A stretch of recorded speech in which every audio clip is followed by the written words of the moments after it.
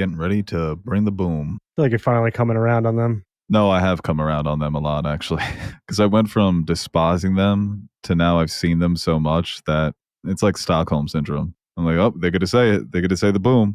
I like Cousin Angelo. The Provolone video is a comedic masterpiece. I don't know if it was intentional, but I think it's like legit one of the funniest things I've ever seen in my life. I have to watch that. It's just a bunch of people being like, Cousin Angelo, what's that smell? And he's like, it's a piece of provolone.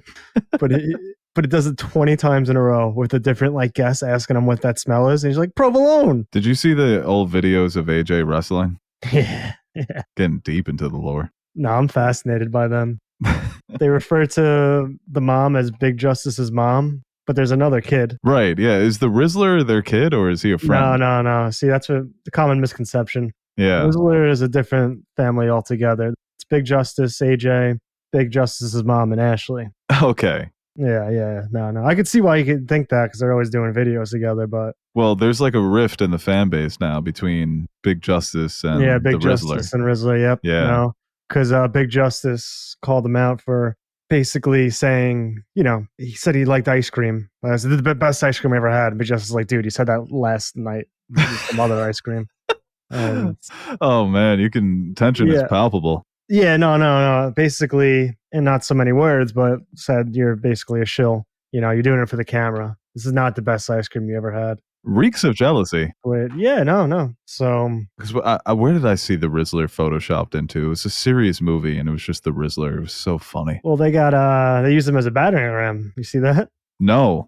Yeah, they used the Rizzler as a battering ram. These unruly street youths came into the pizza shop and were causing a ruckus, so they had to set them straight, and they used the Rizzler as a battering ram.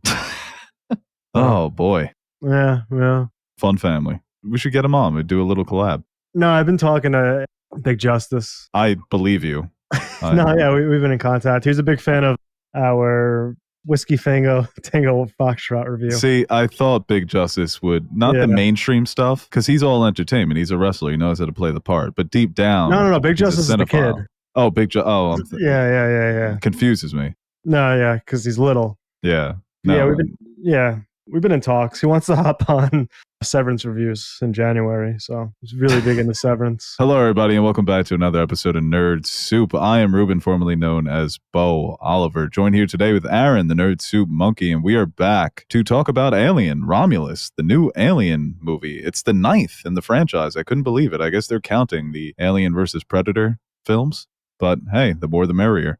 And if you're not listening to this on YouTube, you can listen to it wherever you get your podcasts. And you can follow us across social medias at Nerd Soup, at Beau Soup, at Nerd Soup Monkey. Follow me on Letterboxd. That's the social media I care most about, my followers. But only follow me if you use Letterboxd. And what else? Is there anything else to plug? Oh, Patreon. Go ahead and pledge to the Patreon page. For $2, you get 3 extra podcasts a month, and for $5 you get 5. We just uploaded our second review of The Bear season 3, where we answered some fan questions, and we also uploaded our review of Monkey Man, a movie that came out earlier this year, directed by Dev Patel, also starring Dev Patel. And not to toot our own horns, but I thought that review was pretty funny. There's a good bit about Tommy Pickles and his screwdriver. And so go ahead and pledge to the Patreon if you want to hear the Tommy Pickles screwdriver bit. I feel like a lot of my best bits are on the Patreon, which I'm not happy about.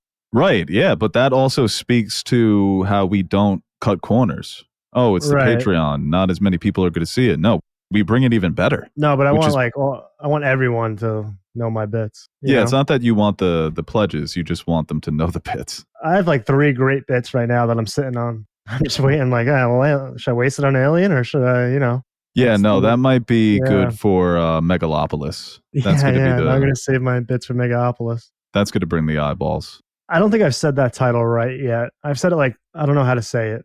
Megapolis? Megapolis. The Lopolis. Megan Griffin. Megan Lalalapu. Isn't that a festival? Yeah, it was last week or 2 weeks ago.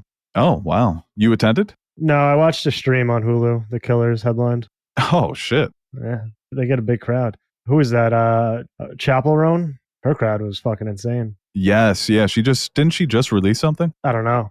Well, it's funny because whenever a new artist comes out with an album, Taylor Swift drops a new version of the Tortured Poets Department, and it's just a hilarious bit at this point. Yeah, I mean, Whitney Houston could come back from the grave and drop a new album, and Taylor Swift would be like, alternate version time, baby.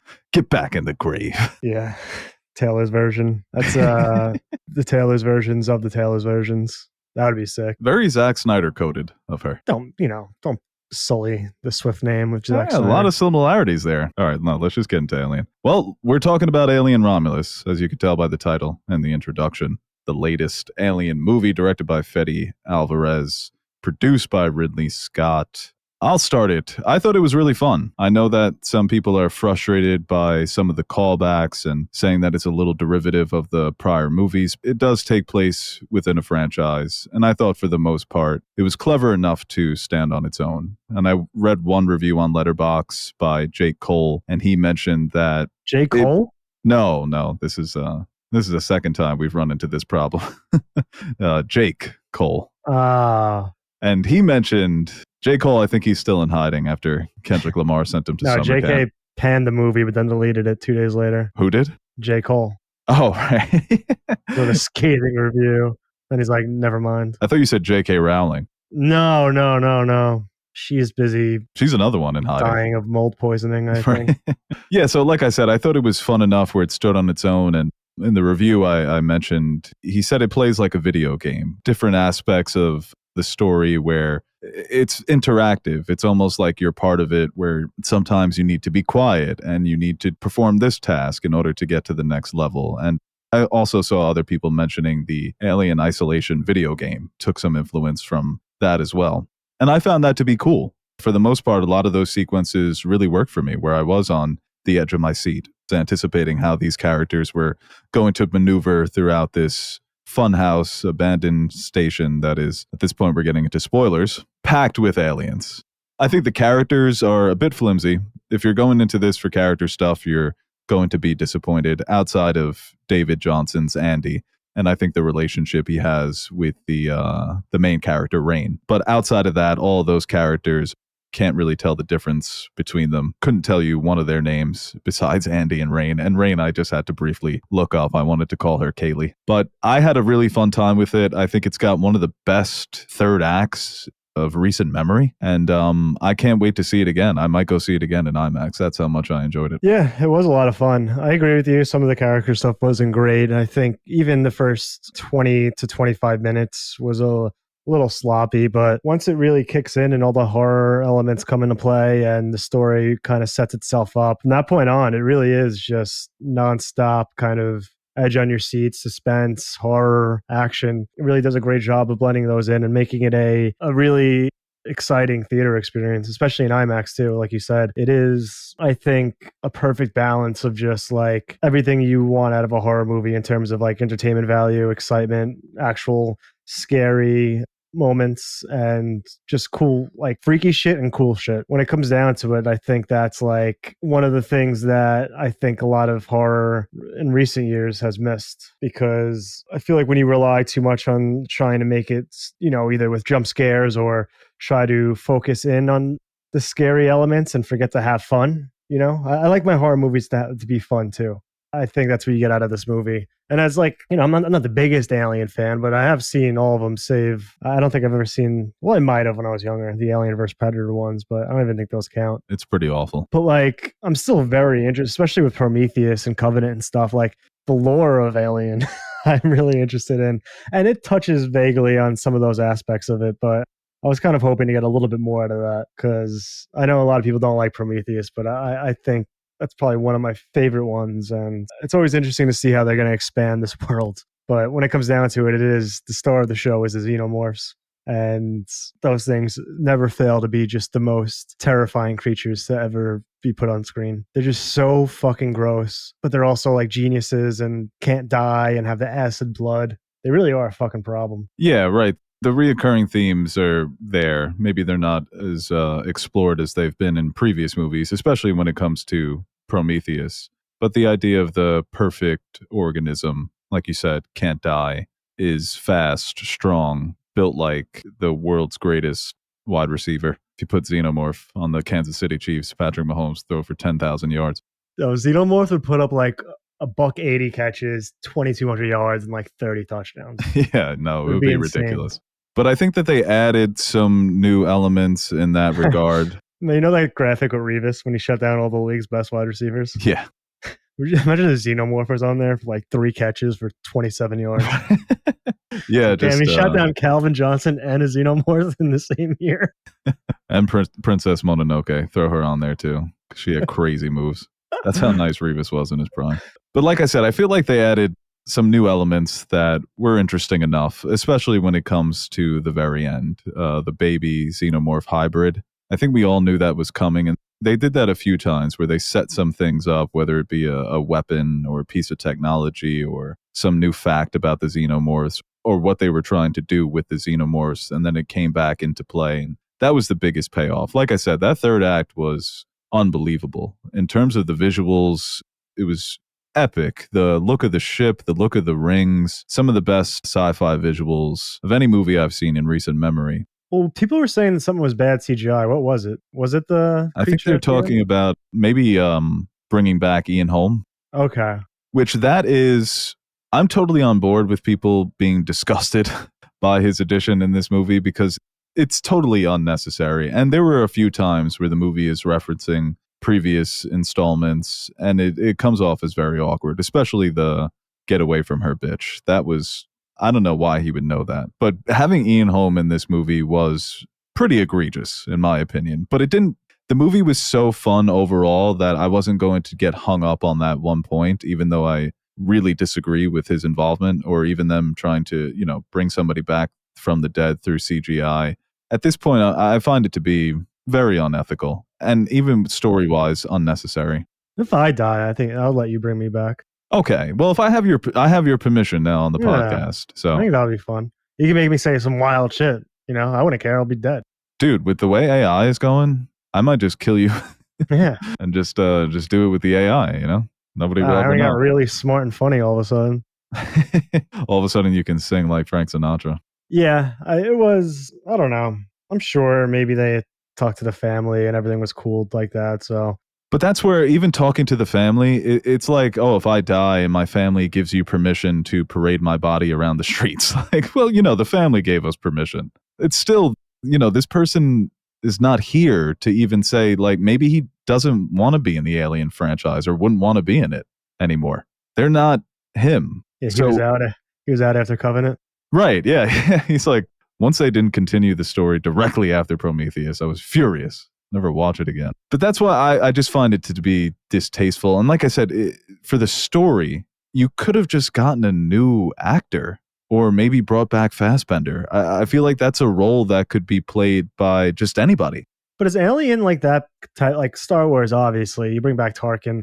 I feel like maybe not, maybe a lot of casuals, but like a decent enough Star Wars fan would catch that in Rogue One. Then obviously you have the super fans who like are fucking like, oh my god, right away. Does Alien have those? Is that some like we had a couple in our crowd apparently? Yeah, we did. And that is opening night. And I Do you think think people, most people are going to catch that reference? oh, no. People who have seen the original, maybe some older fans, but I think for the most part, no. The visual parallel with Ripley and what's her name in the movie again? Rain? Yeah, the visual parallel with the Xenomorph. Like that stuff I like. I think it's some good and bad. I think there's a ways you can do it, and people are going to debate. It's always a big debate when it comes down to stuff like this. And I think like that visual reference is the perfect way to pay homage to the original Alien while kind of doing your own story. Yeah. But yeah, those two aspects, the CGI and the line Andy says to the Xenomorph, I can see why people will kind of roll their eyes at those ones. Yeah. But Andy was to me the best part of the movie outside of the action and the xenomorphs. His character ends up going on this little journey where he starts off as he's a bit skittish, a synthetic that they say that they found in the trash and essentially was raised as Rain's brother as a member of this family. And then he gets a bite of the tree of knowledge and he becomes a cold-hearted capitalist where he's working for the company. And that's where those themes come back into play. This corporate greed, not knowing what they're actually dealing with, trying to exploit this xenomorph for their own gain and for human evolution. So that whole character journey to me was really strong. But he is the only character I think that is given an arc. And it's not necessarily a movie where all the characters have to be on their own personal journeys, but I think a lot of the previous movies did a good job giving those characters more personality where that's sort of absent here. But I thought David Johnson was terrific. He reminded me a lot of Data from Star Trek. I think when he makes that switch from the Andy we meet in the beginning to the Andy near the beginning of the second act, that scene is awesome when he grabs the face hugger by the tail and he starts using his strength and he's giving everybody orders and he's figuring shit out. And the will he won't he of, his new motivation, serve the company or to serve Rain and to, serve himself. So I found that to be pretty fascinating. And the addition of the power up xenomorph goo thing, that stuff was cool. The what goo? Where the new thing that they want to extract from the station. Oh yeah. No, it was like I do agree with like Andy being the most fascinating character. I kind of liked him when he made that change. When he was more confident, even though he was kind of being a little bit of a dick. Yeah, no, he's a great actor. No, he was. And fucking caked up too. I don't know if you caught that. No, dude, he was very fit. Yeah. I just there was one shot. I'm like, oh shit, Andy. I don't know if you had all that, Andy. Came with the upgrade. Right, yeah, all of a sudden. You had all the knowledge of the xenomorphs and all the knowledge on the spaceship and all this stuff, and you also just get a fucking big old butt. When she wanted to take the chip out of him, he's just looking at himself in the mirror. Like, just deflates. At what cost? They kind of did an homage to Alien and Aliens, I guess, with that one character and took him straight from the fucking 80s. Oh yeah, the dickhead who was being mean to Andy. I hated that.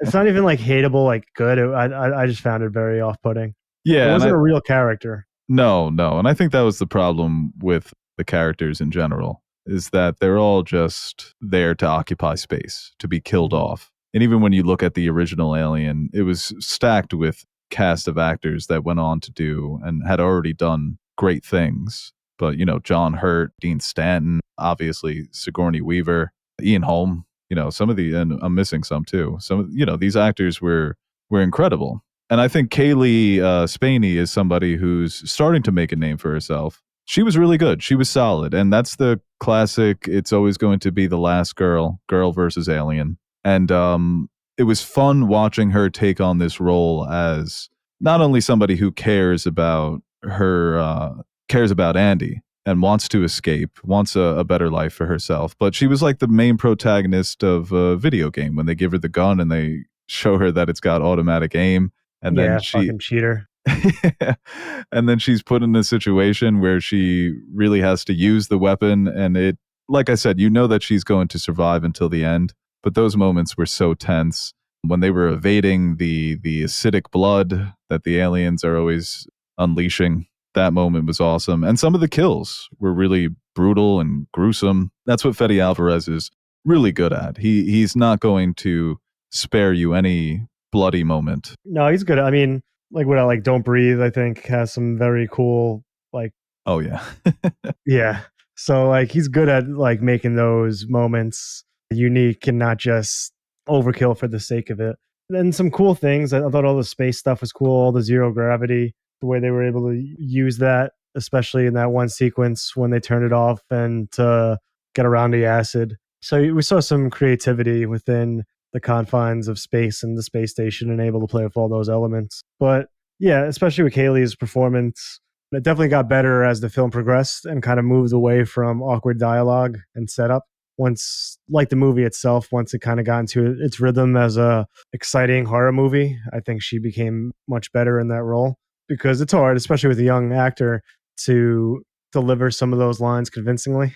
So in the beginning, you're kind of like, I'm not really kind of liking the way this is playing out so far. But yeah, once she comes into her own as a character and the story gets into what it's set out to do, she gets much better. Right. Yeah. They're characters who are just looking to escape from this colony. They're being exploited. They talk about how that colony doesn't have any hours of sunlight all year around. And then they're kind of thrust into this corporate conspiracy gone wrong of them trying to transfer over this new superpower, essentially, that makes you a xenomorph. So yeah, the beginning it's a little light on story. It's a little familiar. it's a bit flimsy. But as you said, once it gets going and once they start playing with the horror elements and the sci-fi elements, it just keeps getting better and better and building that momentum. And it almost felt like the last 30 minutes, it just kept topping itself, whether it was the characters and their reactions to things or the way that the xenomorphs and the aliens were trying to kill them. The visuals kept getting cooler and better and more epic. It was really paced well at the end, too, the way that they were cutting back and forth between the action and the wide shots. So all that stuff to me was an absolute adrenaline rush to where I couldn't wait to go back and see it again. Even in the midst of watching it, I thought I need to see this again in IMAX because of how much fun I'm having with it. And I think that, you can be a little frustrated that it's not exploring the same themes that we saw in Prometheus or even in Covenant, and it's not as clever or creative as the original two movies, or it doesn't have the same depth when it comes to its characters. But not every movie has to reinvent the wheel, especially when it's within a franchise. And I think for the most part, it exploited the elements that make this franchise so special to its benefit. Yeah. So I am a little surprised by some of the reactions. I feel like some people, they came in with the knowledge that certain things were going to happen, and once those things did happen, they turned off their brains and decided this is a piece of junk, that this isn't worthy of my attention. Which I guess that's how it's going to go, especially when you're making some of these decisions that are morally gray. I think we're at a place where, like, I don't know. It just seems like certain things, like, okay, say if those fan servicey moments turn you off, like that overrides everything else for some people. It seems like. Oh yeah, it does. Where it's like you can't be like, okay, I didn't like that, but the rest of the movie I had a lot of fun with. But it's like I'm so appalled by that aspect of it. Like, how dare they treat this like a Marvel movie in that regard? It's complete, yeah, like you said, just complete garbage. Yeah, and I think it's more so if the movie's not entertaining and they're still doing that, it can come off as pathetic. But yeah. In this regard, it's not, because the movie itself really just stood on its own. That's why, to me, it's strange, because it just felt unnecessary. You have the name. Everybody knows what Alien is and the Xenomorph. Is there anything you really need more than that? Because this movie could have been called anything. You just changed the design of the monsters, and I think it would have been a really fun time. And the biggest selling point to me was the fact that we saw something new when it comes to the Xenomorph, and that's the human Xenomorph hybrid. That was horrifying. Yeah, that shit freaked me out. I thought it was going to be like, mommy. Right. Yeah, you're not sure what it's going to do. Is it going to embrace this woman? Or? Yeah, that would have been fucking freaky if it was like cuddling at her, trying to get some like breast milk or something. And she's like, get away from me. She's the Lisa Aaron of this. Yeah, like, I don't want to feed you, disgusting. But then I would feel bad for the monster. It's not his fault. No, yeah, then you feel bad. Like it reminded me so much of Barbarian. Not only the design being so tall and lanky, but the way he approached his mom. I thought that was the route that they were going, that he's just looking for love. And it turns out, no, he's just a killing machine like the other Xenomorphs. Or like Splice. I haven't brought up Splice in a while. But that's also, it's always a fascinating dynamic, man versus nature. And in this instance, it's science fiction, supernatural nature, essentially, because these guys are basically beyond anything that we can imagine. And the way that she, like you said, there was the visual reference to Aliens 3, and the same way that Ripley defeated the first alien, just shoved them into space. But this one, it was on such a bigger scale. The first Aliens, it's more intimate when the Xenomorph and Ripley are in that small room. But here, it's just massive. Well, yeah, and I don't get why they never just square up with it. I feel like at the end, I would just be like, all right, let's go. Just beat it up real quick. I hear no bell. They never do that. I don't know why. Can't hear a bell in space. Yeah, no, it's so difficult. I imagine the Xenomorph would just punch them straight through the chest. Them maybe, not me. Yo, you know what was crazy? When the dude got killed by the it looked like a vagina cocoon. Yeah. That's kind of how I would want to go, though. Think about it. Honestly, I almost pulled out my phone. I was like, should I text her? It's like, no, let me wait till the end of the movie. We texting her as fucking acid. I've been in some weird places, bro. Places I wouldn't go. How was it, man? Yo, she had that fucking acid pussy, dude. She melted the skin and the bones. She fucking melted that shit right off. No, that was horrifying, because the way that it was shooting out was like, and he's just watching himself melt. That was a very appropriate death for an annoying character. Yeah. That was a fascinating. I mean, that was a horrifying death. And also the X-ray machine. As soon as that was from the trailers, but it's like, oh, cool, look at this device. I wonder how it's going to be used. It's going to be used to show the audience that you've got something fucking banging on your chest cavity trying to get out. So a lot of the kills were awesome. Yeah. Wonder, like, I'd be scared to use that on myself, to see every piece of gum I swallowed since 7 years old. Yeah, just all hanging out in your stomach. No, if I saw my heart through an X-ray, I would have a panic attack. I don't want Hearts are to. crazy. I've been thinking about, it's not all I've been thinking about, but it did cross my mind the other day. Like, that shit just beating 24/7. No, yeah, it's like it can't get a break. It just keeps going. Yeah. It freaks me out. It's like a muscle that never stops. You know who else has muscles that never stop? Big Justice. I was going to say AJ. AJ, when he brings the boom and flexes on him real quick. Yeah, I don't like thinking about my organs. I just don't like thinking about the whole process. Bugs me out. I just like to think that I'm like a video game character, like Roller Coaster Tycoon. Would you rather be stuck in an alien situation or a predator situation? Would I rather be stuck with an alien situation or stuck at Drake's house? I feel like I was thinking Jared. Okay. Yeah. Well, I think with Predator, you can reason with at times they've reasoned with the Predator. That's an Alien versus Predator. She becomes friends with the Predator and goes, let's kill this alien together. Alien, there's no chance. You just need to, and I don't know science, and I can't fight. No, yeah. But I feel like if I if I happen to have something on me that the Predator really liked, I can sort of negotiate my way out of there, like Danny DeVito and Like Mars a piece Attacks. of beef jerky. Yeah. Like he really likes beef jerky, or he's into Magic the Gathering. I happen to have my deck on me. Yeah. Where are my Magic cards? Tons of Magic and Yu-Gi-Oh cards somewhere. I only own 4 individual Magic the Gathering cards. I bought them for $3. Really? I just thought they looked cool. I went with my nephews to one of these trading card stores. Remember I pulled the Dark Magician at a Yu-Gi-Oh tournament? That was like the greatest day of my life. Oh, so the fluid, they referred to it as the Prometheus strain. That's what they were calling it. See, that's a reference I don't really hate. No. I think some people just love the Prometheus movies and they're just upset that they didn't continue on that path. But I don't even know what that path was after Covenant. I guess more David. David was a real son of a bitch, huh? Yeah. In both movies, he's an asshole, but he's so good in Prometheus. And then we had Nice David in Covenant. Remember when he gets fingered? Yeah, but I think overall, we both enjoyed it. I had a lot of fun with it. Me too. I mean, I really was pretty locked in, basically, from once they got onto that ship. And great job of creating suspense. Great job of being pretty genuinely scary. And just, I don't know, I thought there were definitely, people might argue not that it wasn't creative, but I found a lot of the action moments and sequences and things they had to do to be pretty creative. With the hallway scene, where they had to match the temperature to their body temperature. Yeah, right. And that felt like something. A lucky guy like me would have had a fucking fever that day. Dude, he was like, don't sweat. I was like, are you fucking kidding me? 98 degrees. 96.8. I feel like I've run at like 99.2. And fuck everything up.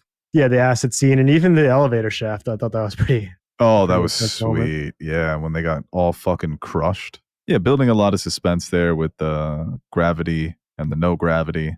And even the one how she was able to escape with the spacesuit and with the hook when she opened up the cargo thing on the bottom of the ship. That was kind of awesome. Yeah, no, there were a lot of moments, dude, where just start rattling them off how many awesome moments there were. It wasn't only the horror, but it was the scale of it all. I think that Prometheus' scale was pretty large, and Covenant they shrank it a bit, but this movie just felt big. It felt like life or death in every moment because of the way that they were building the suspense. But as I said, just everything surrounding it felt like a massive, massive world that these characters were living in. And I mean, the shots of the rings when they were crashing into the planet. Yeah, I didn't know stunning. Rings were asteroid belts. Yeah, they got a bunch of shit, bunch of debris. I thought they were just like, I don't know. I just thought it was kind of like, I don't know what I thought it was. Smoke that shit that's around Saturn. The fucking Saturn's been stunting this whole time. It's like a little protective barrier. Yeah, that's kind of cool. We should have get rings. Yo, Earth, why don't we have rings, man? Come on. Oh, wait, LeBron ass. Yo, so imagine that. They were debating planets and they were like, Earth doesn't have any rings. Can't be the best planet. That would be fair. The best is when those old memes surface, like memes in like 2008. Oh. It's like, I just called LeBron, no ring. Those And it's like Facebook Kobe memes. doing a little smirk, and LeBron with the cry. I asked LeBron for change for $1, but he only gave me 75 cents. He didn't have the fourth quarter. That's the shit we were giggling to when we were in high Oh, that was school. hilarious, dude. We didn't have this higher form of art Well, all we comedy. had was that and The Hangover. And this 55 video. What's that? And the little stick figures, the song. Oh, 55. right. Holy End of the shit, world. dude. Yeah. Bang, bang, bang. That Remember just that unlocked one? something in my brain that I wanted to stay hidden. Yeah, E-Bombs World, man. That was the fucking Wild West of the internet for us. Yeah, I always had one friend who was always so up to date on all that shit. And I was like, man, somebody needs to confiscate your computer.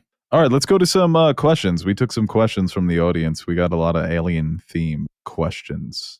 Oh, okay. We'll start this one with Gorilla. Where does Alien Romulus rank in the franchise? That's also including Alien versus Predator. I think Alien and Aliens 1 and 2, I really don't know which one I think is better at this point. But I'll just go Alien because it was the first one. And then, is this better than Prometheus? I still think I enjoyed Prometheus a bit more. So for me, this would be the fourth best of the franchise. Yeah, I think I like it more than Covenant, but I think Prometheus, Alien, and Aliens is better. And then, if you want to count Aliens 3, Aliens Resurrection. Resurrection, Yeah. and the Alien vs. Predator movies, I think those are worse. But, you can make the argument that Alien vs. Predator, if that's like fun and you like that shit, then I could see that being better for some people. Alien vs. Predator is truly horrible. Yeah, like I said, I don't remember if I've ever seen them, or maybe I have when I was a kid, but I could see like people just loving those movies just because they're fun, and it's Alien vs. Predator. But they are truly horrible. Okay. Take my word for it. They're not even dumb fun. They're just really dumb. So I guess that would be 4 for me. Are those movies ever good? The Freddy vs. Jasons and no the Versus movies? Versus movies are never. Kramer vs. Kramer. That was good. The Seinfeld spinoff? No, that's a Divorce. That would have been fun though if they could have squeaked in another Kramer. Batman vs. Superman. Dude, Divorce is no joke. They did the Family Guy joke where it was Kramer versus Predator. Dustin Hoffman's like, he's my son. You can't take him from me. And Predator just shoots him. Shout out to Family Guy. So yeah, I guess it's 4 for me, but it's pretty cool though. Like with this and Prey, it kind of seems like there's still some juice when it comes to these type of legacy horror movies. Yeah, Prey was awesome. I would say Prey was better than this, but both of them were really good. Because Prey did a good job of, when they talk about, oh, this movie is not reinventing the wheel, and I don't think it had to, but Prey sort of did. Prey gave us a whole new spin on, what if the Predator dropped in the 1600s? Well, Predator has that advantage, I think. They can get real fun with their settings and environments. Right, and then when Ridley Scott tried to give us something new with Prometheus, almost still, the way that people argue one way or another about that movie. There's only one right answer. Pretty intense. No, I'm ready to rewatch that tonight, honestly. Another question here from Gorilla. Will Kaylee Spaney or David Johnson become superstars after this movie? I think Kaylee Spaney she's got a chance. She's on her way. She's been in some big movies. Yeah, Civil War this year and Priscilla last year. And I think a lot of people thought she was really good in that. David Johnson, I haven't seen him in much. I know he's got the film that came out a few years ago that people really loved, or it came out last year, Rye Lane, just not subscribed to Hulu anymore. It's the only place it's fucking playing. And he's also on Industry, the HBO show. He blew me away. He was somebody, like I said, I wasn't very familiar with his work because I really haven't seen him in anything. But I'm pretty sure he also comes from the stage. He was great. He was David Johnson, great.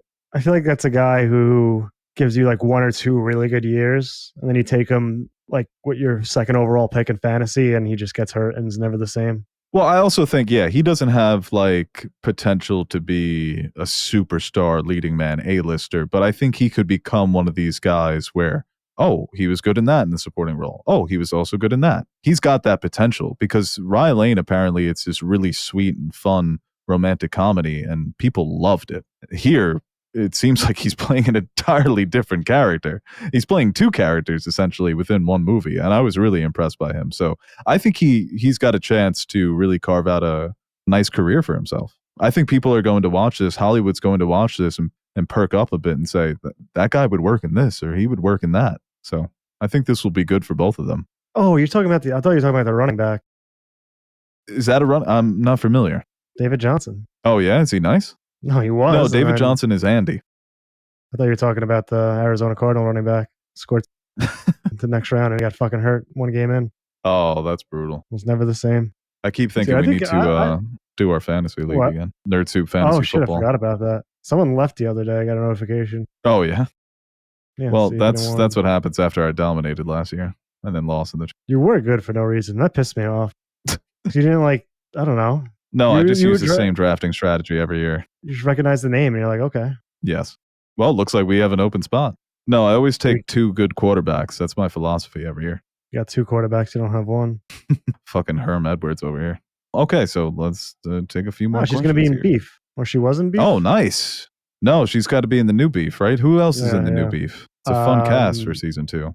I don't know. I think they're only showing season 1 on the IMDb. Oh, Charles Melton and Oscar Isaac and Carey Mulligan. Good cast. Yeah, no, dude. Beef season 1. Anybody out there, if you haven't seen Beef, incredible.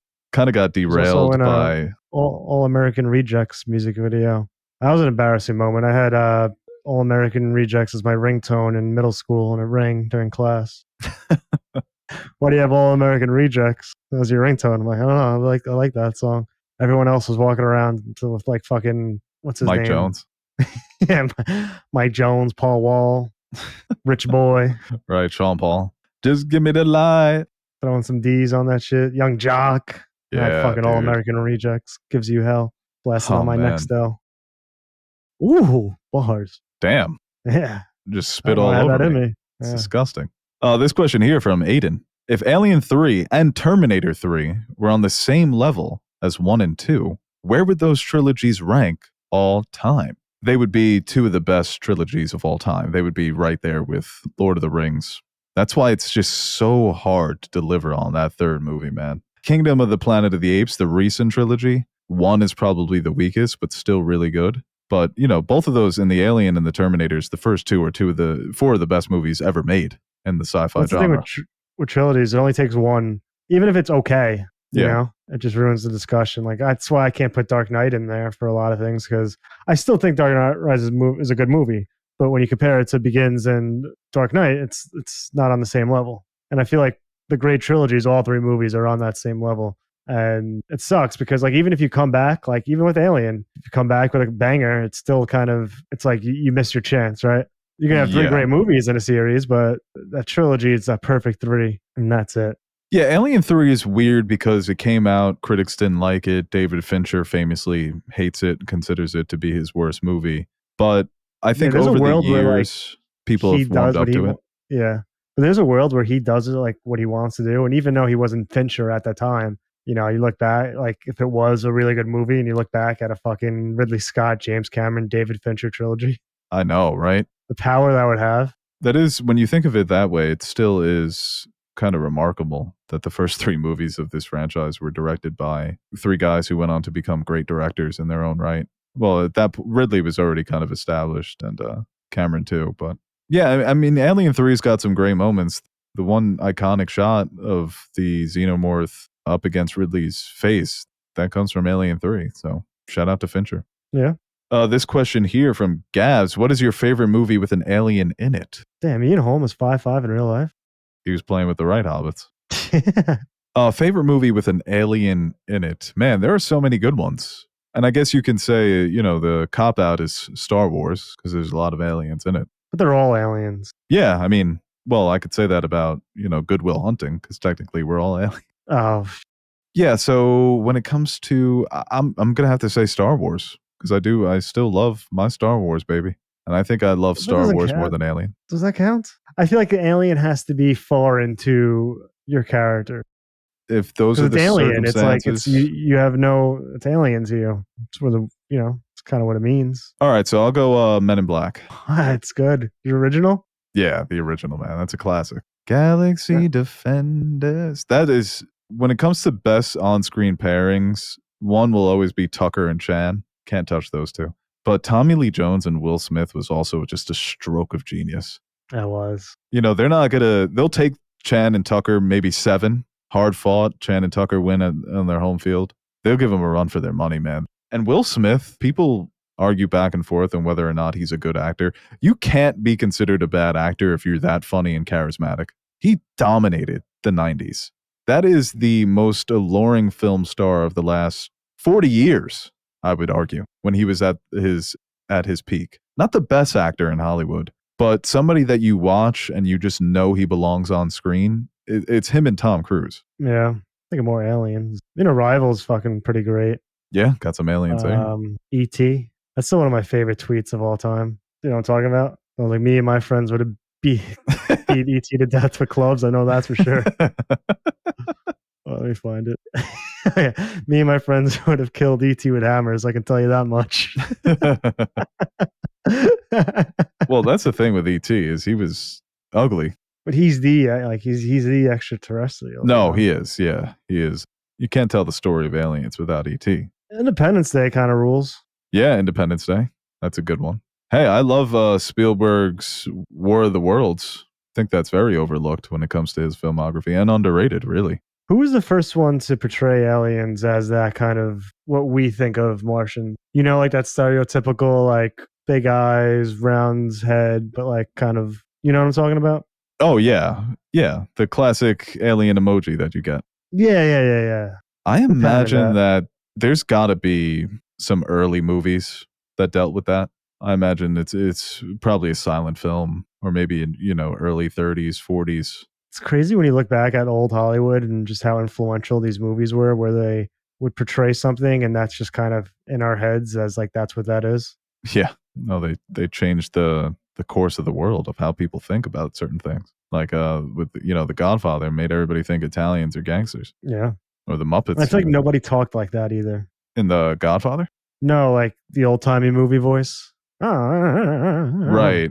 I think they just made that up for the screen. So that was actually due to one of our listeners once filled me in on this because it was just harder to record sound back then. So you really had to pronounce everything you said. But now when we do a movie about like set in those times, that's how they talk, you know? Well, that was funny about Babylon because everybody in Babylon kind of spoke like people speak now. Margot Robbie was like, I'm a big film star. Giselle knows ball. You know what's interesting? The History Channel did a documentary about Disney. And I know, that's not your alley, but it was pretty interesting. Like how many things that they created. Are you saying Disney's not my alley? Yeah, I feel like you look down on Disney. The film studio or the park? The man. the park, the film studio. I look down on Walt Disney, yeah. The man who literally created one of my favorite mediums of art. Yeah, you're not a big animation guy, right? Well, History Channel does like things that built America, and I always watch it. It's like fun little background TV. But they did one on Disney. Just the first person to film sound and to put sound on film. Technicolor and the way he was like how they created Snow White with the different panels and layers and stuff like that. Oh yeah. And even with merchandising, just all the things they kind of created. It's pretty fascinating. Dude was a genius. That's why Kanye was always talking about how he's Walt Disney of his idols. Walt Disney, Einstein, and Steve Jobs. And Kanye? I mean, shit. At one point, I'll take that big four. Yeah, I mean, he was super influential even on anime. That was the guy who created Astro Boy. His idol was Walt Disney. That's why Astro Boy looks like that, because he thought, I'm just going to draw my characters like Disney draws them. Yeah. But the way they portray, because they do reenact, it's not like a documentary where they talk over like real footage and pictures. They have like reenactment actors. Oh, I like that. That's cool. That works sometimes. It's so goofy sometimes. It's just like, well, what if we could hear the character on the screen? They're like, well, that's impossible. He's like, no, I'm going to put everything I got on this. And they do it. They're like, well, what if we can somehow get the colors on the projections for the moving picture? They're like, well, go fuck yourself. He's like, no, I think it can work. Let's put all our money to it. And his brother was always like, ah. Yeah, his brother is the business mind. The bank's going to bank us. Yeah, shout out to Walt. Well, I mean, hey, depending on how fast science goes, we might be. Yeah, I do Walt. hope I hope the Frozen thing is true. Because it sounds like something he would do. I love that conspiracy that they only made Frozen, so people, when they Google it, it wouldn't come up that he froze his head. And that's why, like, even when people shit on the live action remakes, I feel like he would have fucked with that. If you showed Disney, the actual Walt Disney, what his company has become now, I don't think he would be too happy. That guy's, he was obsessed with innovation. Right. But I think maybe the innovation in CGI more so than the application of the remakes. I feel like you would Yes, love avatars and stuff like that. right. But even with the technology they use to recreate it, I think you would have been a fan of. I think the parks do. I think you would have liked the parks. It is amazing to me that those live action Disney remakes just refuse to make their movies look good. They all just look like shit. Like the new trailer for Snow White just looks awful. Just everything about it, the costuming, the settings. I just don't See, I didn't think it understand. looked bad at all. I thought the dwarves weren't great. That was just a little weird. I don't think it looked too bad. They all look just washed out to me and fake and cheap. I don't know why the costuming always looks so cheap because they're spending money in places where they shouldn't be. Okay, we'll take a few more questions here. This one from Homero. Are popcorn buckets saving movie theaters? That's pretty funny. Yeah, I don't even think people wanted to see Wolverine and Deadpool. They just wanted the AMC bucket. I'll tell you what, that alien popcorn bucket, I don't know if that's AMC either. Looks awesome. I would have No, bought that. AMC gets all the cool ones. Regal fucking sucks. They don't even take Apple Pay yet, which is absurd. Yeah, that is absurd. Every time I want to leave my wallet in the car, then I I don't remember. bring my wallet anywhere anymore. Oh, no? No, which I probably should because, like, in case I get pulled over. But Yeah, no, with the Apple Pay, it's just so convenient. yeah, cash is such a foreign concept. Like when I get cash, I'm disgusted. I took out some cash today because I was like, you know what? I want to have some cash on me. I want to be a cash It's guy. annoying. No, Pull out the 20 here. Give me change. Now I got this loose change. What the fuck am I supposed to do with this? dude, it's like it drives me crazy. Like I've never realized it before, but like over the past few years, when you don't have cash, like if I'm paying something that's like 15.27, it's $16 because I just don't like I just take the change and lose it. Right. Yeah, you know, you need a change jar. Right, but then you got to keep putting it in your pocket or in your wallet for the rest of the day. Just a nuisance. Or you just put it in your car cup holder and you just leave it there for months until you're at the Taco Bell drive-through and you need 22 cents. You're like, oh, I got this little change thing. Yeah, you become the exact change guy. How's Justice League when they were hunting the villain that affects your can infiltrate your dreams, and Batman was trying to stay up, so he went and bought a coffee, and he puts exact change on the counter, and everyone's like, "Of course, Batman would pay with exact change. Man's efficient." This question here from Eric: what character would you like to see fight the alien? Well, we already got Predator.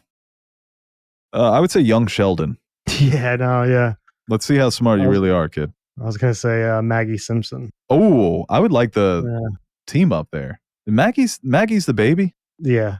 Okay, that okay. My head went to Lisa because Lisa's a little clever. So I thought Maggie. I don't know. Yeah, I guess maybe Maggie can pull something out of her hat. She's not quite Stewie Griffin, but she's capable. Yeah, or maybe like BJ Novak. BJ, yeah, no, just literally BJ Novak. Yeah, I think he would be fun to fight against Xenomorph. Yeah, put a dream team of people that I would want to see. Shaq. I feel like Shaq in that situation would be funny. Or like the Bad Boys, Oh, like like Martin Lawrence and Will Smith. Imagine like they're just Bad Boys versus Alien. That'd be fucking awesome. dude, I wish Hollywood had the balls for something like that. Makes me think of 21 Jump Street and Men in Black crossover that we never got. Even the 21 Jump Street guys, like famous duos having been on a ship with an alien. I'm trying to get out of that situation. Yeah, all the cast of The Sopranos. That would be fun. It's a xenomorph, T. It hugs your face and it impregnates you. But I'm not a woman. That's the thing, T. It doesn't matter. It's Tony sweating and breathing heavy on the run from the fucking xenomorph. No, and Tony, you try to fuck it. Tony would fuck a xenomorph. Yeah, 100%.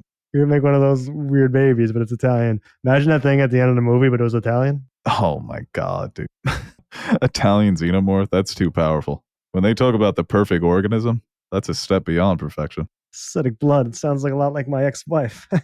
Hear that, T? I said acidic blood. Reminds me of my ex-wife. Okay, last question here from Henry. Best Ridley Scott movie. So I guess Oh, favorite. brother. To me, it'd be Blade Runner. Yeah, it's tough to beat, right? I mean, Blade Runner is, that's like his best movie, his master. But I think there's a lot of debate too. That's the cool thing about Ridley Scott is he has so many great movies that span a few different genres. So like when you kind of are talking about comparing Alien to Blade Runner to Gladiator in their own respects and like are three of the great like 5-star masterpieces. And it's cool. Like you have a fun debate. I don't think there's a clear cut. I guess it just depends on what you prefer. If someone says Gladiator, you can't really argue with that, can you? No, Gladiator's great. And for some people, it's going to be Thelma and Louise. For a lot of people, it's going to be Black Hawk Down. That's a huge dad standing up and watching with his arms crossed movie. Black Hawk Down. It is funny too. If Gladiator 2 is somehow better than Gladiator, then you can also argue that 3 of his best movies, the sequels, are better. Even though he would have directed Gladiator 2. So Right. Yeah. people, I think there's a lot of people who like Blade Runner 2049 more and Aliens more than Alien. Yeah. Right. And that's a case of just, both of them are great movies. So you're kind of splitting hairs there. Like I said, I'm constantly going back and forth. I kind of give Alien the edge because it's first. Well, Very if you ask simple me in man. 8th grade, American Gangster, hands down. Yeah. No, I love American Gangster. I mean, even, his recent run, I've pretty much liked all of them. I think the worst one was House of Gucci, but The Last Duel was really good. The Martian, a lot of rewatch value. That movie's really fun. Martian's a great movie. Yeah. It's just a very entertaining, fun movie. Yeah, I like Napoleon. And House of Gucci, like I said, was kind of strange. But yeah, Hannibal's no. a shame. That's the one. That is Anthony Hopkins in that, right? Yeah, he's in. I think That he's, and the obviously Red Silence of the Dragon. Lambs, but I think he's in Red Dragon too. Who's the Hannibal in Hannibal Rising? Mads Mikkelsen. Oh no, Hannibal Rising. God, Mads who is that? Mikkelsen's a TV show. Yeah, I don't even know. Oh, it's young Hannibal. No, because he's Rising. Yeah, isn't Mads in the TV show, right? Yeah. I think Brian Cox played Hannibal Lecter in What's Manhunter? Yeah, Hannibal Lecter is Brian Cox is Hannibal Lecter in Manhunter. He's actually really good as Hannibal Lecter. So many of these movies that you don't realize. I think people only think it's Silence of the Lambs. Yeah, because they're based on novels where Hannibal Lecter was a reoccurring character. Manhunter's arguably the best movie. This would be a hot take, but featuring Hannibal Lecter. It's incredible. Manhunter? Yeah, it's so good. It's real. It's got more political thriller vibes than your typical, not political thriller, but crime thriller. More so than being straight horror. And it's Michael Mann, so it's directed beautifully. Yeah. I also really like he's made so many fucking movies. That's incredible. No, that man knows how to work. And I love how he just sits on set in a lazy boy and sleeps between takes. That's how he says he's able to do it at his age, is that he just naps all the time on set. Do you like Body of Lies? I don't think I've seen Body of Lies. Leo DiCaprio and Russell Crowe. Oh, okay. It's only got a 7 on IMDb, but I mean, Russell Crowe, Leo DiCap. I was trying to rhyme it, but I couldn't. Oscar Isaac's in that too. Look at that. it was prime DiCaprio, 06. Yeah, it's crazy how in 06 now he's dating women that were born in 06. Yeah, maybe. Maybe. Good stuff. Yeah, Ridley's good for as prolific as he is. It's impressive that he's been able to make so many good movies, because usually it's the directors that are constantly switching between genres and tackling all these different themes. They're more company men, but he's like the best company man that's ever worked in Hollywood, because he knows how to get your movie through production. He comes in under budget. He's very professional, very prepared, but he's also just super, super talented. Exodus was a wild movie. That one, he didn't really hit the mark. Joel Edgerton in that. And Christian Bale, right? Well, yeah, Christian Bale's Moses, but Joel is Ramses. Long ass fucking movie. Remember Moses when he separated the seas? I like, because they'll always have like in these type of movies with Middle Eastern setting, but they obviously cast white people for. It's always funny because like the four, and it's the same thing in this movie, but it's the four main characters will be white, but everybody else will be right.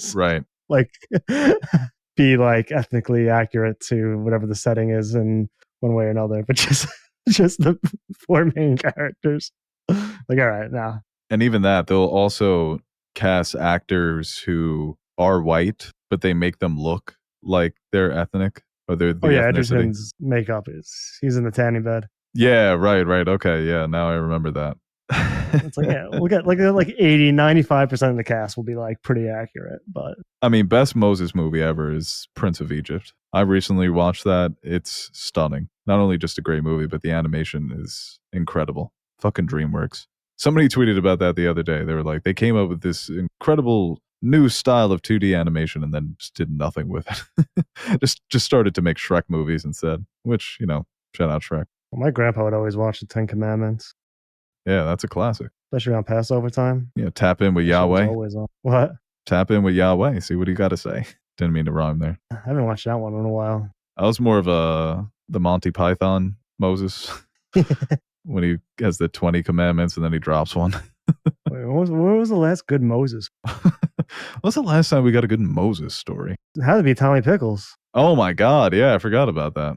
That boy was everything. No, in the Patreon pod, we compared him to Omar from The Wire. Then he walks Oh, yeah, around that's the good. streets, yeah, But I'm saying, like, whistling the Rugrats theme. he's Jewish, Catholic. I think he did a Kwanzaa in one episode. The boy was diverse in his religions. Yeah, Rugrats was woke?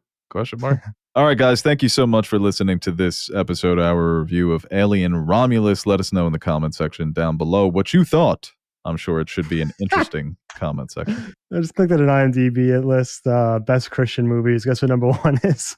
Well, I guess Ten Commandments technically is Christian, but I feel like that's more of a. Is that what it says? It's number 5. Oh, okay. What's number 1? This is a wild list, actually. Can I read it? Oh, Passion of the Christ has to be number 1, right? No, I don't know.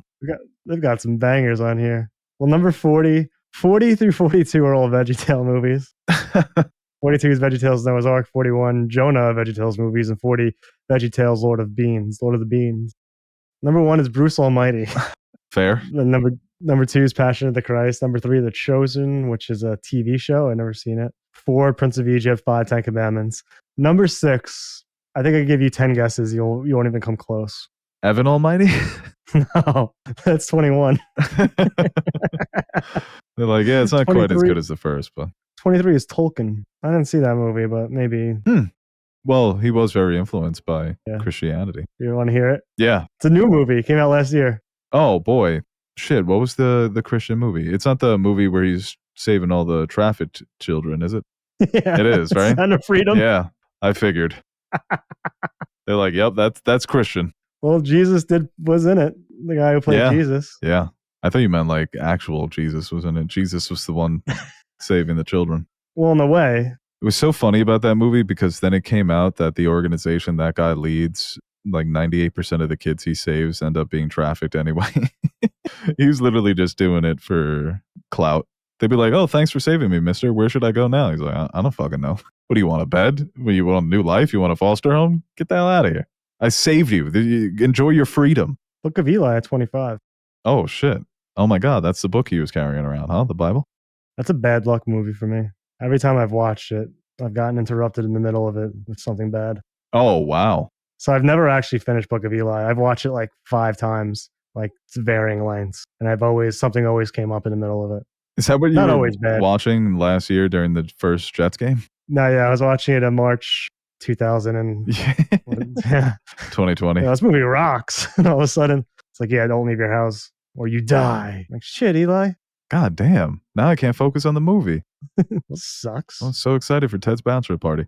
All right, guys, we'll see you very soon on the next episode of Nerd Soup. We'll probably recap that top. September 11th, 2001. Chill out, Got man. a really early screening. Yeah, I was about to say, what the hell? Yeah. I got the storyboard sent to my house. You're seeing prophecies, man. They're about to make a Christian movie about you. Yeah, we'll recap the top 50 Christian movies on the next podcast. So stay tuned for that. Aaron, thank you for joining me on today's episode. And to you guys at home, keep doing what you're doing. I'm going to watch Book of Eli tonight just to say I did it. Everyone lock your doors. Right, yeah. I wonder what the bad news is going to be this time. You're going to fuck the Yankees. Alien shows up at my house? No, it's going to be something bad. It's going to be something we all care about. Aaron Judge Achilles. Yeah, I guess that only matters to me if there's xenomorphs in my apartment. Just watch Thelma with June Squibb. I hear it's really good. No, Furiosa is streaming on Max tonight. Oh, yeah. Let's go. Furiosa Fridays? I don't know when they're getting this, but whatever. All right, guys. See you.